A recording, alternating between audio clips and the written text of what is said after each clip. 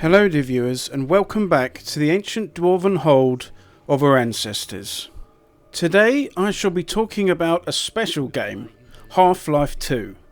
Half-Life 2 was developed and published by Valve and was released on the 16th of November 2004.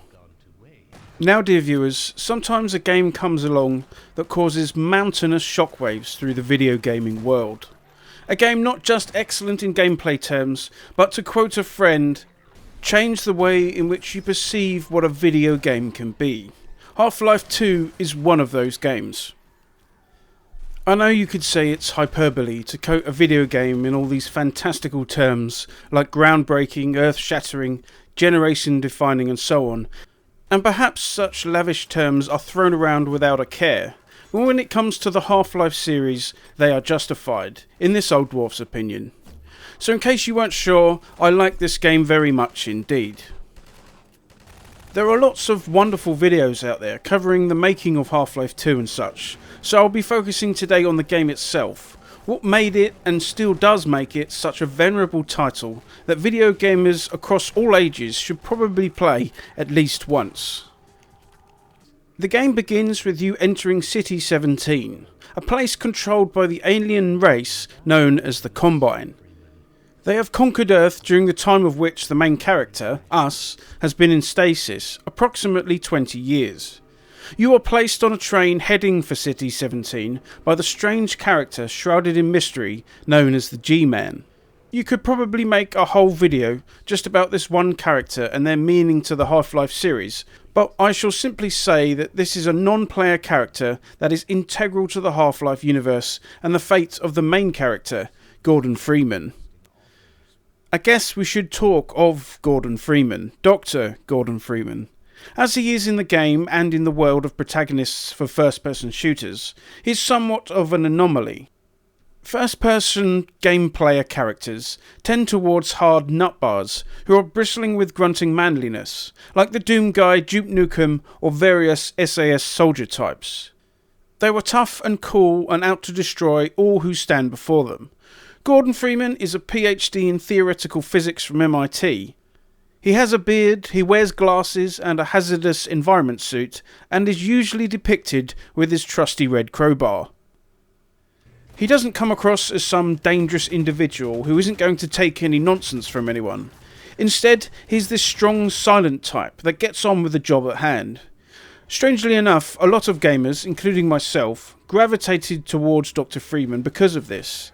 It's cool being the Duke or Lo Wang and smashing up baddies with cool quips, but it is also cool to be the studious, quiet type that was more like what we were and mostly still are. He was a big nerd like us, and that set him apart from other protagonists. Through the terminal and into City 17, you are presented with scenes of an Orwellian novel. The populace controlled and sedated by evil overlords that wish only to bind them to their will.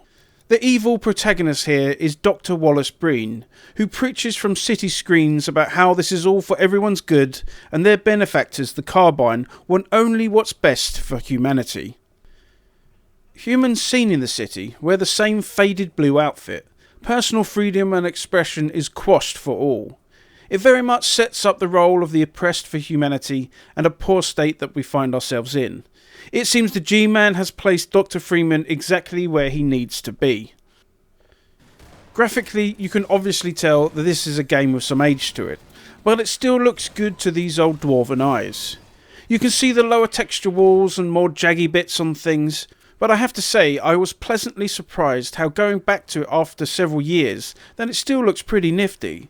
It was ahead of its time back in the day and it still holds up now. Of course you can tell it's older, but it's timeless. Indeed, what still feels ahead of its time, like some strange anomaly in and of itself, is the physics engine in use here.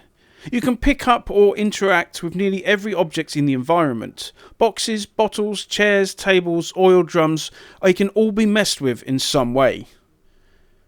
If I could just add, dear viewers, if you like what I do down here in the ancient hold, then please consider subscribing to the channel.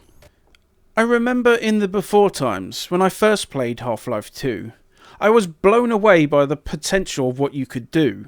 You can throw barrels at things, then blow them up, place crates to reach higher platforms, or to provide counterbalance for a bridge. You can later of course use the gravity gun to fling all sorts of things around the place as you wish. Being able to interact with the world, and indeed having it be more than just showing off about how good your game engine is a great boon to the title. Perhaps due to modern first-person shooters focusing more on game systems and peak graphical fidelity rather than cool interactive physics, whenever I come back to Half-Life 2, it feels so unique and still so groundbreaking. Like, wow, I can pick this up and stack it with this other stuff, or throw this thing at a bad guy. I don't know, it just still feels great. As I said, the ability to manipulate objects is a large part of the game. You will need to figure out little puzzles between fighting sections that make great use of this. Besides the cool physics is the gunplay, which I still think holds up very well. It feels snappy and responsive with some weight behind it, obviously using the same physics as everywhere else. Getting into a gunfight feels intense and dangerous, with ammo and health pickups sprinkled through each section, enough to keep you going and not have to feel like you need to hoard all your ammo all the time lest you run dry. Rather than it being a vehicle for destruction, the combat in Half-Life 2 is rather used as a device to complement the story, to advance proceedings and accent the narrative. It isn't mindless killing of everything and anything. It is necessary for what is happening, allowing Gordon Freeman to move from one part of the story to the next, often adding a real sense of danger. The levels are mostly quite linear, in that you advance through it only by a specific path. There are some side bits you can discover with extra ammo and health, but there isn't anything in terms of big open levels where you can go all over the place. This might come across as a little simple, but I think it serves very well. It's okay to have just one way through the level if there is meaning in doing so. For instance, throughout the game there are small puzzles, nothing too crazy, where you have to figure out exactly what you need to do to progress. A lot of the time these are physics-based puzzles where perhaps you might have to put some weights on a seesaw to elevate you up, or stack barrels or boxes to reach a higher position, and so forth. They feel good when you work them out, and they're not too stressful either, which this old dwarf likes very much.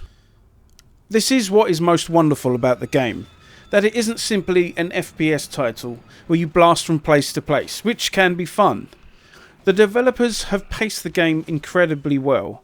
There are hectic shootouts or other scenes of stress, like running from the Combine or being attacked by lumbering zombies with headcrabs, which are then followed by quieter scenes, traversing some environment or simply driving around in a makeshift car. There are the aforementioned puzzles where you might have to use a crane to move something, then a bit of light platforming, then some shooting. It is neither just go go go or a puzzle maze, but a good mix of everything. The story of Half-Life 2 is nothing to sneeze at. As a quick recap, in Half-Life 1, after a resonance cascade in the Black Mesa research facility, aliens from the Zen dimension invade Earth and Gordon Freeman has to sort it all out. He eventually does, and the big leader is destroyed. He is then put into stasis by the G-Man. Then Half-Life 2 opens, as we said, with you on the train heading towards City 17. The story is laid out by what you experience in-game, along with some information gathered from other NPCs telling you about their own experiences. You being the silent hero of the telling, you don't actually speak, so everyone talks to you, which is fine. You are part of the resistance against Carbine Control, joined by Barney, the security guard from Half-Life, and several scientists from Black Mesa.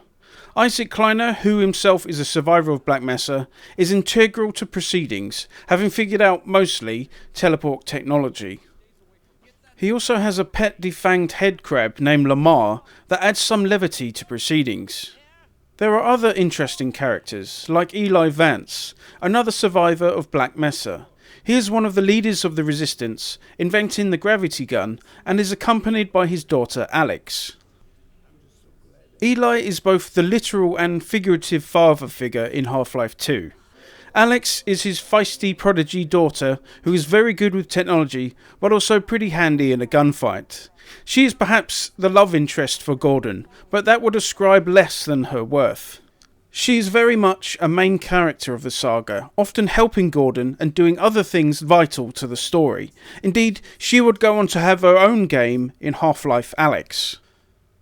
The human characters are quite three-dimensional, being fleshed out as the story goes on, and you can see different sides to them. The main bad guy, Wallace Breen, is a conniving so-and-so, capitulating to the Combine and selling out humanity. I guess somewhat generic in that sense, but he serves the role well. Besides the human characters, there are the Vortigaunts. These are bipedal aliens that, in trying to escape the Combine themselves, were enslaved on the planet Xen by the Nihilanth. After its defeat, the Vortigaunts were now free to align themselves with the human resistance against the Carbine. This is an interesting development in the story. The enslaved soldiers of the enemy are now our friends. They are of course quite different physically from humans, but also have their own unique traits, like the ability to charge energy and release it, along with telepathy and an interesting way of communicating with one another called the flow state. The Vortigaunts act as an otherworldly presence, where they are kind of these magic users, believing in the vortessence, which permeates through everything in existence. They bring a spiritual side to things, referring to you as the free man. They also seem to have a way of interacting with the means of which the G-Man can control Gordon. They are a cool addition to proceedings and can be used as a reason for more fantastical happenings in the game. The baddies you will face are numerous, taking on several forms. There is kind of this split between the Combine forces, which features a lot of humans who have joined willingly, alongside biomechanical creatures like their attack ships and the Striders. These are the primary foes in the game, and you'll engage with them many a time during your time with it. The other foes that you'll encounter take on a bit more of a horror theme. The head crabs, the zombies, the strange charging monstrosities, and the antlions are part of this. The zombies especially, with their vocal moans, add that terror into the game, as they did in the first, especially when they pop out from underwater, or come to life having seemingly lain in wait for someone to come by.